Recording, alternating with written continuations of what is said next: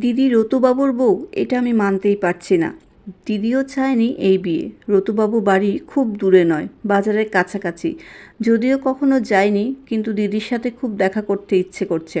সেদিন কলেজ থেকে ফেরার পথে শিউলিকে খুব করে বললাম, একবার চল আমার সাথে, অরু দিদির সাথে দেখা করে আসি। দিদির বাড়িতে তো হুটহাট চলে গিয়েছি, কিন্তু ওটা দিদির শ্বশুর বাড়ি। আমার কেমন যেন অস্বস্তি লাগছিল, তাই আর যাওয়া হয়নি। কয়েকদিন পর জানতে পারলাম দিদি এখানে এসেছে।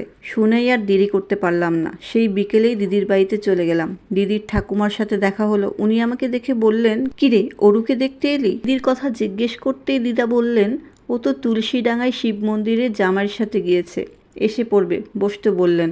বসতে পিড়িও এগিয়ে দিলেন, বসলাম। তারপরে দিদা বললেন, মেয়েটার তো কেউ নেই রে, তোরেই সব বলে। কেমন আছে শ্বশুর বাড়িতে?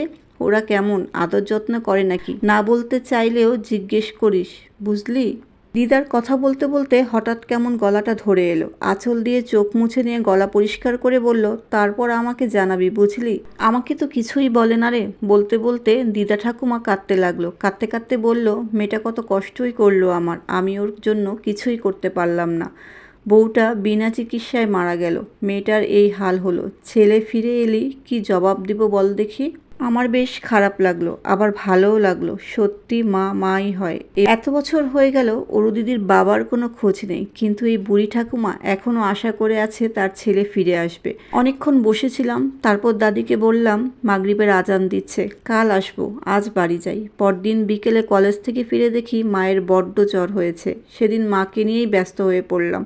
দিদির বাড়িতে আর যাওয়া হয়নি, পরদিনও সুযোগ হয়নি। তারপর গিয়ে শুনি দিদি চলে গেছে। ঠাকুমা কান্না কান্না গলায় বলল, এতদিন পর এলি? মেয়েটা যে আজ আমার ভোর ভোর উঠে চলে গেল।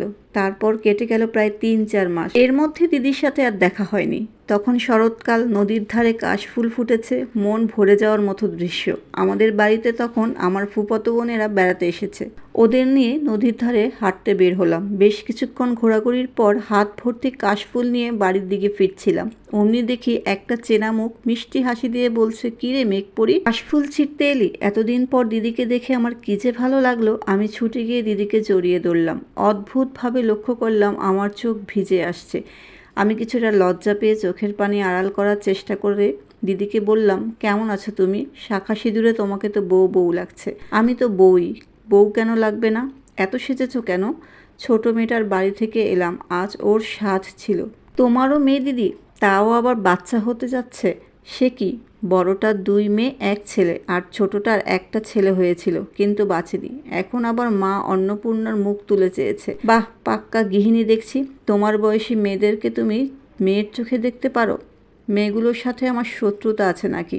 মা মরা মেয়ে, যতটা পারি করি, বুঝলি? মেয়েগুলি বড্ড ভালো, বুঝলি? আজ আসার পথে ছোটটা যা করলো, গলা জড়িয়ে ধরে কান্নাকাটি। দিকে জিজ্ঞেস করলাম, তোমার বর কোথায়? বলল, বড় মেয়ে এসেছিল, উনি বড় মেয়েকে দিয়ে আসতে গেল। ছোট ছোট বাচ্চা, পারে না মেয়েটা।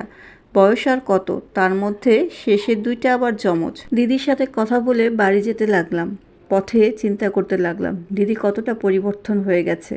দিদির চোখে আড়াল হয়ে যেতে আমি বাড়ির দিকে হাঁটা ধরলাম। বাড়িতে ফিরেই মায়ের কতগুলো বকা শুনতে হলো। কি আর করার, বকা শোনার মতো কাজ করেছি, বকা তো শুনতেই হবে।